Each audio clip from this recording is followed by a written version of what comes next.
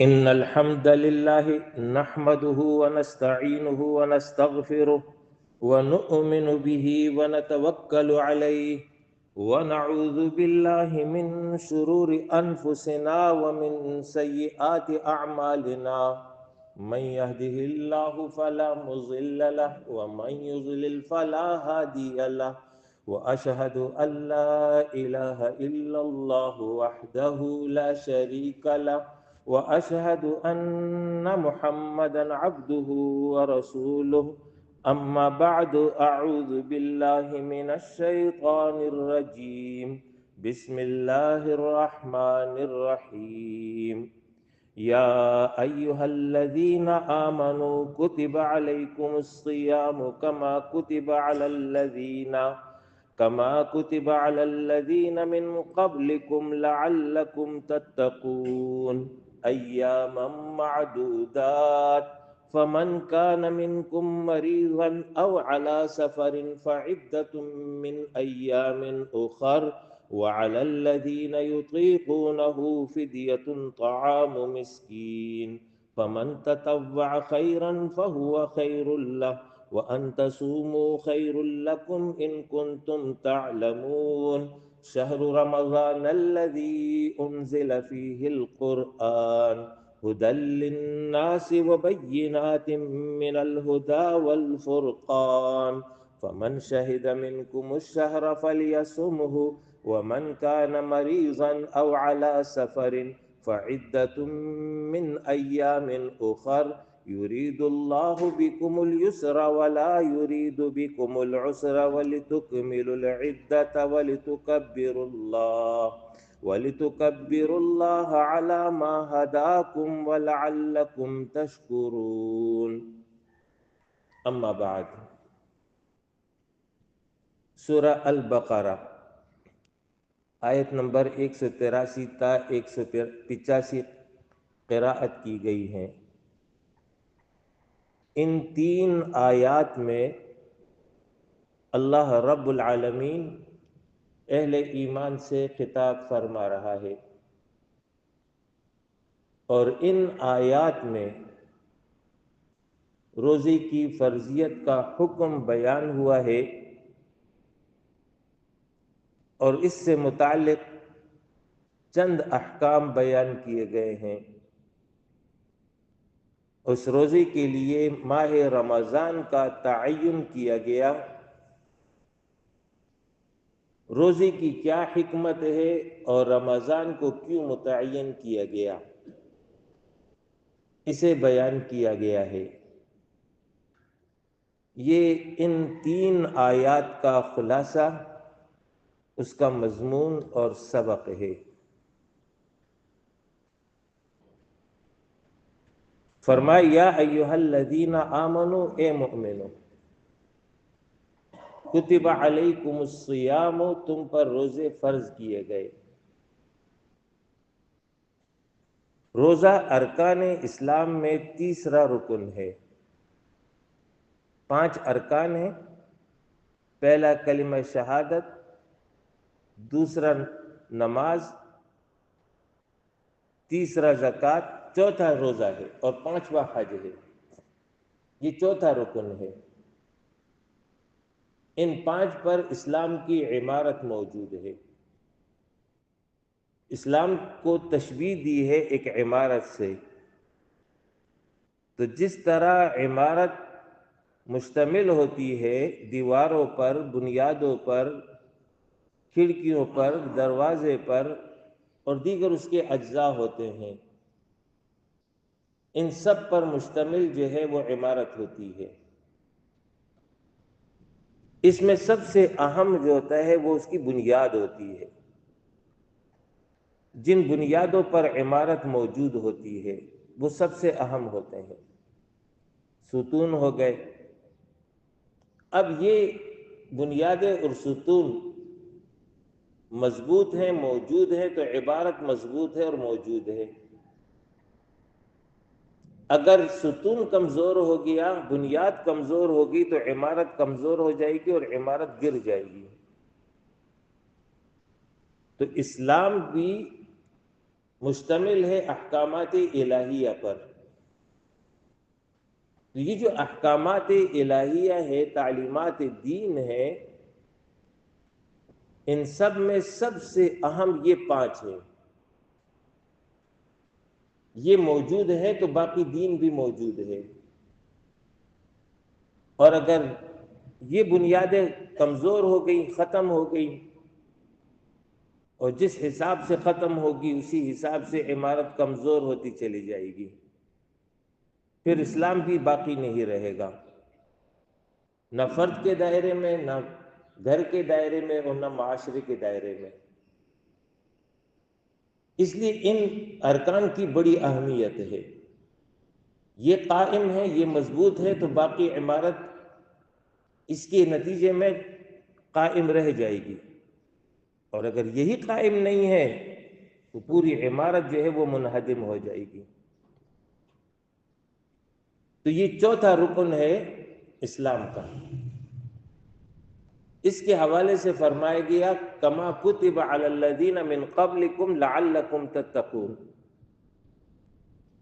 یہ روزہ اس امت کی خصوصیت نہیں ہے، بلکہ ہر دور میں، ہر امت میں یہ حکم کے طور پر موجود رہا ہے. البتہ فرق رہا ہے زمانے کے اعتبار سے، وقت کے اعتبار سے، کیفیت کے اعتبار سے. کسی کے لیے کوئی زمانہ تھا، کسی کے لیے کوئی زمانہ تھا. ہمارے لیے رمضان ہے، کسی کے لیے 24 گھنٹے کا روزہ تھا، کسی کے لیے اس سے کم اور کسی کے لیے اس سے زیادہ. ہمارے لیے طلوع صادق سے غروب آفتاب ہے. ہمارے لیے 30 دن متعین کیے گئے ہیں یا 29 دن ہے، پورا مہینہ ہے. کسی کے لیے 40 دن ہوں گے، کسی کے لیے اس سے کم زیادہ ہوں گے. ہمارے لیے کھانا پینا ازدواجی زندگی سے تعلق منع ہے نیت کے ساتھ. کسی کے لیے بات چیت بھی منع تھی. اس اعتبار سے تو فرق رہا ہے، لیکن فی نفس ہی روزے کا حکم ہر دور میں، ہر ملت میں، ہر شریعت میں موجود رہا ہے. مقصد روزہ یہ ہے کہ لعلکم تتقون، تم میں تقوی پیدا ہو. بھوکا اور پیاسا رکھنا مقصد نہیں ہے، بلکہ اس کے ذریعے مقصد یہ ہے کہ تقوی حاصل ہو. تقوی اصل میں کہتے ہیں پرہیزگاری کو، بچنے کو. جو چیزیں انسان کو نقصان پہنچاتی ہو، تکلیف دیتی ہو، ضرر دیتی ہو، اس سے جب انسان بچتا ہے تو اسی کو تقوی کہتے ہیں. تو شریعت کے اعتبار سے اللہ کی نافرمانی سبب ہے عذاب الہی کا، قہر الہی کا. تو اس سے زیادہ تکلیف اور اس سے زیادہ نقصان اور کیا انسان کو ہو سکتا ہے کہ اللہ کا عذاب انسان کی طرف متوجہ ہو جائے، اس کا قہر متوجہ ہو جائے. اس قہر الہی سے، عذاب الہی سے جو انسان بچ گیا وہی در حقیقت متقی انسان ہے شریعت کی روح سے. اس کی صورت یہ کہ انسان اس دنیا میں اللہ کی نافرمانی نہ کرے، وفادار تابعدار بن کر کے زندگی گزارے. تو روزے سے یہ کیفیت کیسے حاصل ہوگی؟ روزہ در حقیقت ایک مشق ہے، ایک تربیت ہے. 30 دن کی یہ مشق ہے جو کرائی جا رہی ہے. طلوع صادق سے قبل اللہ کے حکم پر کھاؤ گے، طلوع صادق کے بعد اللہ کے حکم پر رک جاؤ گے. دن بھر بھوک اور پیاس تکلیف ہے، برداشت کرو گے. غروب آفتاب پر افطار کرو گے، اس سے پہلے نہیں کرو گے. غروب آفتاب ہو جائے تو افطار ہو جانا چاہیے. غروب آفتاب پر بلا وجہ تاخیر کرنا روزے کے اجر کو، ثواب کو نقصان پہنچاتا ہے. اور اگر یہ نیت کر لی کہ مجھے زیادہ ثواب ملے گا، لمبا روزہ رکھ لوں گا، تراویح کے بعد جا کر کے افطار کرتا ہوں، زیادہ ثواب ملے گا، تو ثواب کیا ملے گا؟ الٹا گناہ ہو جائے گا، اس لیے کہ اللہ کے حکم کی پابندی نہیں ہوئی ہے۔ حکم الہی یہ ہے کہ غروب آفتاب کے ساتھ تم نے روزہ ختم کرنا ہے، اور یہ جو ہے تراویح کے بعد جا کر کے کر رہا ہے، تو یہ حکم کی خلاف ورزی ہے۔ تو یہ مشق کرائی جا رہی ہے کہ اے انسان، تم آزاد اور خود مختار نہیں ہو، اپنے مرضی کے مالک نہیں ہو، تمہارا مالک اللہ ہے، تمہارا حاکم اللہ ہے، تم اس کے حکم کے پابند ہو۔ کھاؤ گے تو اس کے حکم سے، رکو گے تو اس کے حکم سے، شروع کرو گے تو اس کے حکم سے۔ یہ مشق اگر ہو جائے اور یہ تربیت ہو جائے تو پھر انسان اللہ کی نافرمانی کیسے کرے گا؟ جس چیز سے اللہ نے منع کیا اس کے قریب کیسے جائے گا؟ اس کے قلب اور دماغ پر اللہ کی حاکمیت موجود ہوگی جو اسے باز رکھے گی اللہ کی نافرمانی سے۔ دوسرے یہ کہ اللہ رب العالمین نے انسان میں مختلف قوتیں رکھی ہیں، یہ قوتیں کنٹرول میں ہو تو انسان انسانیت کے مقام پر ہوتا ہے، اور جب یہ کنٹرول میں نہ رہے تو پھر انسان انسانیت کے مقام سے گر کر حیوانیت بلکہ اس سے بھی نیچے کے درجے پر پہنچ جاتا ہے۔ اس میں قوت غضب ہے، قوت غصہ ہے، قوت شہوت ہے۔ تو غضب کا ہونا، غصے کا ہونا منع تو نہیں ہے، لیکن اس کو کنٹرول میں رکھنا ہے۔ شہوت ہے، منع نہیں ہے، لیکن اس کو کنٹرول میں رکھنا ہے۔ اور اگر کنٹرول میں نہ رہے تو ظاہر ہے کہ پھر انسان تو انسان نہ رہا۔ یہ قوتیں طاقت پکڑتی ہیں جب انسان کا پیٹ بھرا ہوا ہوتا ہے، اور یہ قوتیں کمزور ہوتی ہیں جب انسان کا پیٹ بھوک کی حالت میں ہوتا ہے۔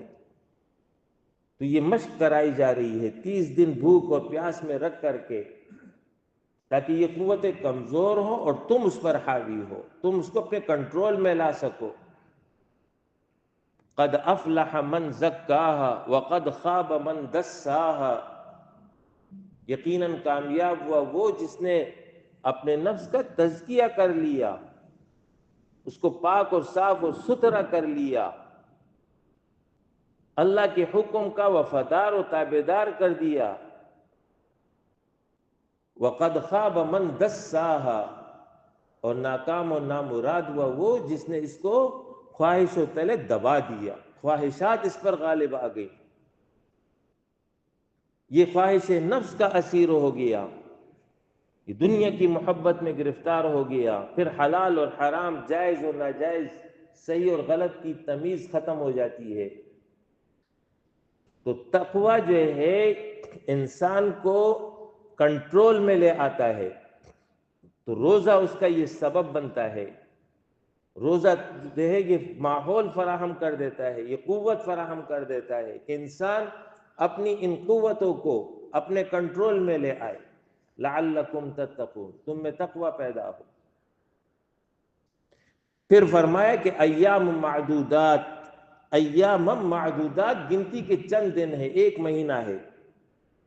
فمن کان منکم مریضا او علی سفر فعدۃ من ایام اخر،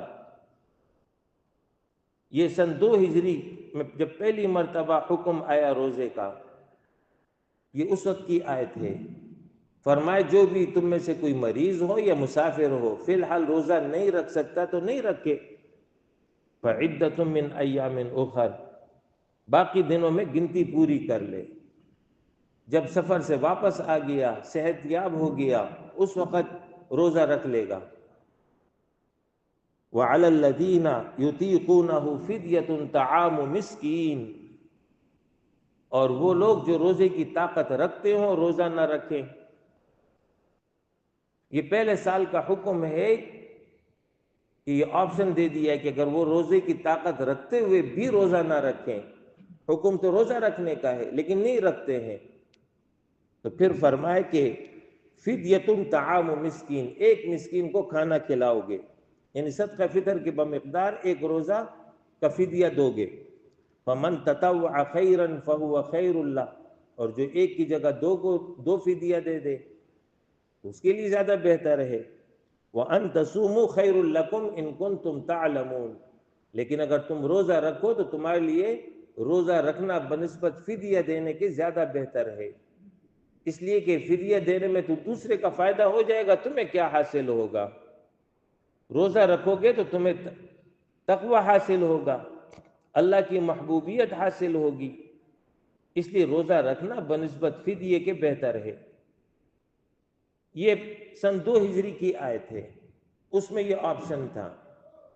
پھر سن 3 ہجری آیا، اگلا سال. جب اگلا سال آیا تو پھر یہ بعد والی آیت نازل ہو گئی، شہر رمضان الذی انزل فیہ القرآن، رمضان وہ مہینہ ہے جس میں قرآن اتارا گیا ہے. نزول قرآن 2 طرح ہوا ہے. ایک نزول قرآن لوح محفوظ سے آسمان دنیا پر، ہمارے جو قریب ترین آسمان ہے، اس پر یکبارگی پورا قرآن نازل ہوا ہے شب قدر کی رات میں، یہاں پر یہی مراد ہے. اور دوسرا نزول قرآن 23 سال کے عرصے میں تھوڑا تھوڑا کر کے نبی اکرم صلی اللہ علیہ وسلم کے قلب اطہر پر نازل ہوتا رہا. یہ دوسری قسم ہے، یہاں پہلی قسم مراد ہے نزول قرآن کی.